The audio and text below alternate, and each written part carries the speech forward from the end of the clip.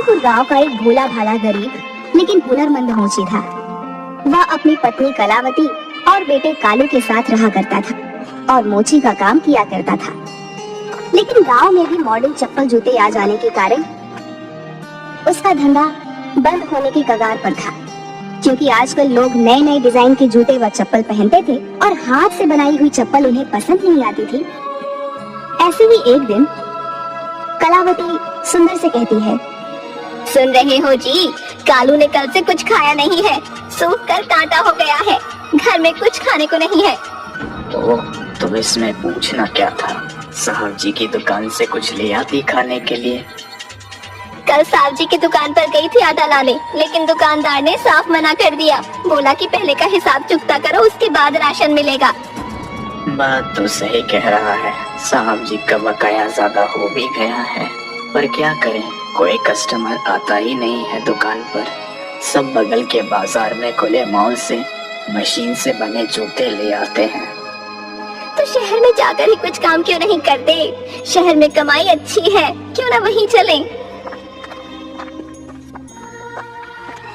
तभी अचानक ही सुंदर को उल्टी हो जाती है और वह कराहने लगता है। बाबूजी, क्या हुआ आपको? ठीक तो है ना आप? कुछ खाने को दे दो, बहुत जोर से भूख लगी है, अब नहीं बचूंगा, मर जाऊंगा मैं। कलावती, बाहर से कुछ घास ला कर ही दे दो, नमक छिड़क कर उसे चिबाऊंगा तो भूख तो कम होगा ना। ये आप कैसी बात कर रहे हो? कैसे दे दूं जी? पूरे घास पर तो बकरी और कुत्ते का मलमूत्र है और आप कह रहे हो वो घास मैं आपको दे दूं खाने को? कोई बात नहीं, उसे धो कर ही दे दो, नहीं तो ये भूख मेरी जान लेकर ही जाएगी। पर 2 दिन से आप वही चबा कर खा रहे हैं, अब इसी कारण आपको उल्टी हुई है। उल्टी में सारा घास ही निकला है। हे भगवान, हमारी मदद करो। कालू, अब मैं नहीं बचूंगा, तुम्हारे हाथ में जो बैगन है वही ही दे दो, खा लेता हूँ। बापूजी, ये बैगन नहीं, जूते लाला ने बनवाए थे, लेकिन अब बोल रहा है कि उनके दामाद ने विलायक से रीबॉक के जूते भेजे, इसलिए वो जूते नहीं लेगा। कालू, मुझे कुछ नहीं दिख रहा है, मेरा पेट मरोड़ रहा है, मैं नहीं बचूंगा। कालू बेटे, शहर चले जाना, नहीं तो सब भूख से मेरी तरह मर जाओगे। इसके बाद सुंदर को एक खून की उल्टी होती है और वह वहीं पर दम तोड़ देता है। कलावती दहाड़ मारकर रोने लगती है, जमीन पर अपने हाथों को पटक पटक कर चूड़ियां तोड़ देती है। उसके कानों में अब भी बाबूजी के अंतिम शब्द सुनाई दे रहे थे। कालू बेटे, शहर चले जाना, नहीं तो सब भूख से मेरी तरह मर जाओगे।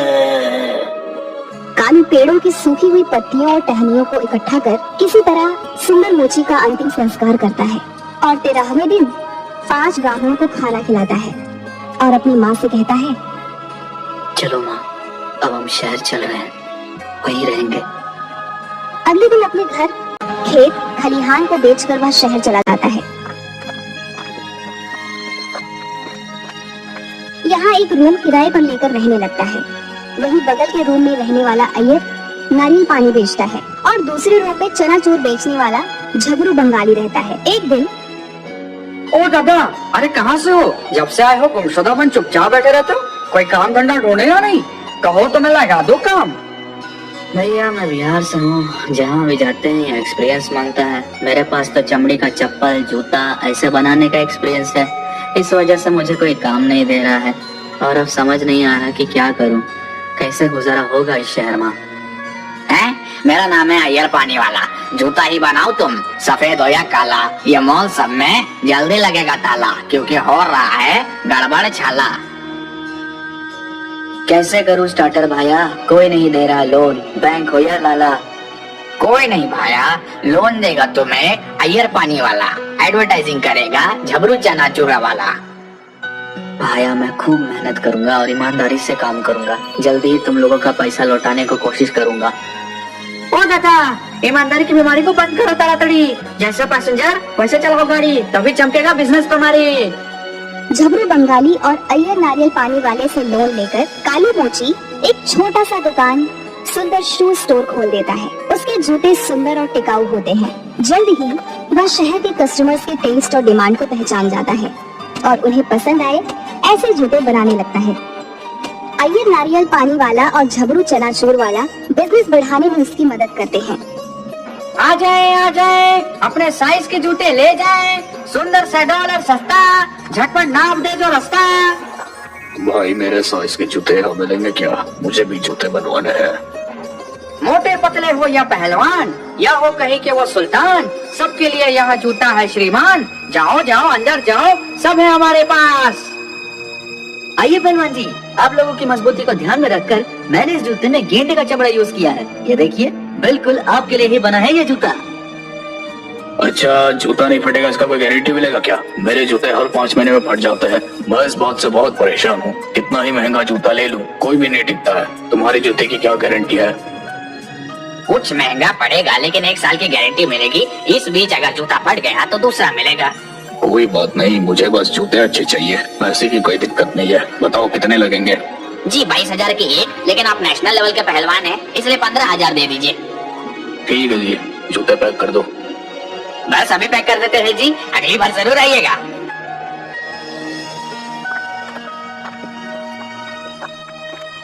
ओ भाई अय्यर, जूते तो 6,000 रुपए के थे, तूने 15,000 रुपए में क्यों बेचे?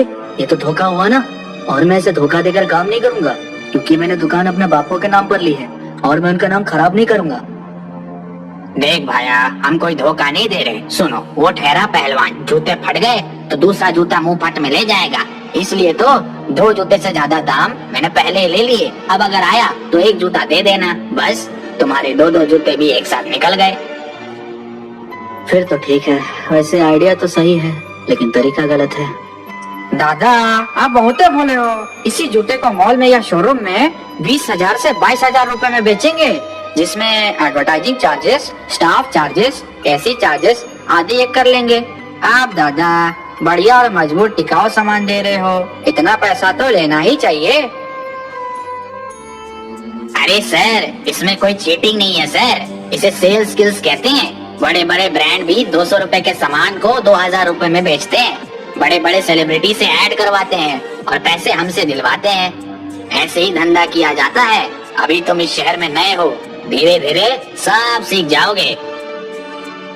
भाई तुम लोगों की बात तो हमारे पल्ले नहीं पड़ रही है, लेकिन अपना बुद्धि लगाकर तो बात खो चुका हूँ। अब देखते हैं तुम लोगों का तरीका से क्या होवत है। आओ भैया, दीदी बाबू आओ, अपने बच्चे के लिए सुंदर जूता ले जाओ। आपको लगेगा कम दाम, बच्चे को मिलेगा आराम। मैडम खड़ी है दूर, बच्चे के लिए फ्री है चनाचूर। यजमान, आपके यहाँ वह जूता मिलेगा क्या? मतलब ऐसा जूता जिसमें चमड़े का इस्तेमाल ना किया गया हो, क्योंकि हम जानवर की खाल से बना जूता नहीं पहनते हैं। नहीं पंडित जी, हमारे यहाँ वेज जूता नहीं है। अरे है ना पंडित जी, आपके लिए ऑर्डर जाएगा। 1 हफ्ते में शुद्ध फल नारियल के छाल से तैयार किया गया जूता आपको मिल जाएगा। युग युग जियो यजमान, आपका भला हो। इससे शुद्ध और क्या होगा? नारियल के छाल का जूता, वाह, मन खुश कर दिया। ये लो बेटा 1,000 रुपया एडवांस। कस्टमर लक्ष्मी होता है और लक्ष्मी को कभी ठुकराना नहीं चाहिए। जो आता है आने दो। जल्द ही तीनों की मेहनत रंग लाती है। उनके द्वारा छोटे से शुरू किया गया दुकान शहर का सबसे बड़ा लेदर शो का दुकान बन जाता है। अब तीनों अपनी अपनी फैमिली के साथ अपार्टमेंट में रहने लगते हैं और सभी बहुत खुश होते हैं। तीनों की जिंदगी पटरी पर आ जाती है और उस पर उनकी खुशहाल ट्रेन सरपट दौड़ती है। लेकिन इनकी दुकान की वजह से उनके सामने एक मॉल वाले को इनके काम से जलन होने लगती है। इस कालू का कुछ करना होगा। ये तो दिन प्रतिदिन धंधा चौपट करे जा रहा है। क्या किया जाए? तभी सड़क पर जाते हुए एक बेवड़े को, अबे सुन, इधर आना। अबे किसकी मौत आई है? ये शेर का रास्ता रोक रहा है। कौन है बे? अबे सुबह सुबह डांट हुआ पड़ा है। अबे तेरी तो तेरे बाप का पिया है क्या? अबे कचरे, सुन मेरी बात, बोतल चाहिए क्या? बोतल? अबे हट, बेवड़ा समझा है क्या? बोतल का क्या करूंगा? उस बोतल में लाल परी होनी चाहिए, तभी तो सुरूर आएगा। हाँ, उसी की ही बात कर रहा हूँ। तुझे आज रात एक काम करना होगा। इस सामने वाली दुकान में आग लगानी है, समझा? लेकिन किसी को कोई शक नहीं होने का कि ये काम मैंने करवाया है। हो जाएगा काम, किसी को क्या? तुमको खुद को शक नहीं होगा कि ये काम तुमने करवाया है? हाँ? हाँ। मॉल का मालिक बेवड़े को कुछ रुपए देकर वहाँ से भेज देता है। रात में बेवड़ा चुपचाप से कालू की दुकान को छोड़ बगल की दुकान में आग लगा देता है। कालू भैया, अय्यर, चलो दुकान में आग लगी है। अब क्या होगा? हम लोग फिर से गरीब हो गए। बहुत मेहनत से अमीर हुए थे। शायद भगवान हमको गरीबी में ही देखना चाहता है। अब क्या होगा? हे भगवान। कालू भैया, तुम्हारी नहीं हमारी दुकान पर आग लगी है, तुम मेरी मदद करो। जबरू, तो फायर ब्रिगेड को फोन कर, तब तक मैं अपने नारियल पानी से आग पर काबू करता हूँ।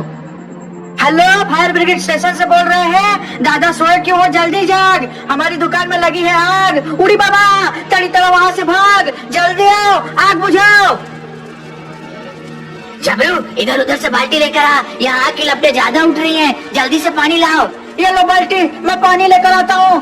अयो अयो, ये कैसा आदमी जी, खाली बाल्टी से बुझाएगा आग और पानी के लिए बिना बाल्टी रहा है भाग। यजमान, पंडित जी गंगा जल बचा कर रखिए, कल पूजा में काम आएगा। आज गिरे हैं, कल उठकर फिर दौड़ेंगे। बस ऐसे ही तुम्हारी दोस्ती चाहिए, अब हम सब ठीक कर देंगे। हटो हटो, फायर ब्रिगेड आ गया है। तीनों की सूझबूझ और लगन से जल्द ही आग पर काबू पा लिया जाता है। अरे अब क्या होगा बाबा, सारी दुकान खाक हो गई। तुम दोनों चिंता मत करो, मेरे बुरे वक्त में तुम दोनों ने ही सहारा दिया था। अब मेरी बारी है दोस्ती निभाने की। कालू दोनों की पैसों की मदद करता है, जिससे जल्द ही फिर से दोनों की दुकान रफ्तार पकड़ लेती है। लेकिन हमें पता लगाना है कि आग लगी कैसे। सीसीटीवी कैमरा की फुटेज लेकर आज पुलिस वाले आते ही होंगे, जिससे सब मालूम पड़ जाएगा। अरे भाई साहब, आपकी दुकान को आग इस बेवड़े ने लगाई थी, और हाँ, हमने इसे पकड़कर सब कुछ उगलवा लिया है कि इसने ऐसा क्यों किया। अयो, क्यों किया जी? हम तो किसी से कोई दुश्मनी नहीं रखते जी। यार जी, सामने जूते का मॉल का मालिक हमारी हिरासत में आ गया है। ये सब कालू की दुकान को जलाना चाहते थे, क्योंकि उसकी तरक्की से उसे नुकसान हो रहा था। मॉल के मालिक को उसके किए की सजा मिली। उसके बाद कालू पंडित जी के लिए नारियल छाल के जूते बना देता है। पंडित जी राम राम, देखिए आपके लिए स्पेशल बनाया हुआ वेज जूता। आशा करता हूँ आपको पसंद आएगा। अरे वाह वाह यजमान जी, ये तो कमाल हो गया। ऐसा तो पहली बार हो रहा है। आपका ये फल जरूर रंग लाएगा। जूते पंडित जी को बहुत पसंद आते हैं। पंडित जी एक बहुत बड़े मठ के मुखिया थे। उन्हें इस तरह के जूते पहने देख बहुत से लोगों ने वैसे ही जूते पहनने चाहे। उसके बाद पंडित जी ने कालू को ऐसे ही और जूते बनाने का बहुत बड़ा ऑर्डर दिया। उसके बाद कालू की दुकान एक ब्रांड बन जाता है। अयो, कमाल हो गया जी, आखिरकार कालू की मेहनत रंग लाई। अरे भाइयों, ये मेरे अकेले की नहीं, हम सब की मेहनत का नतीजा है।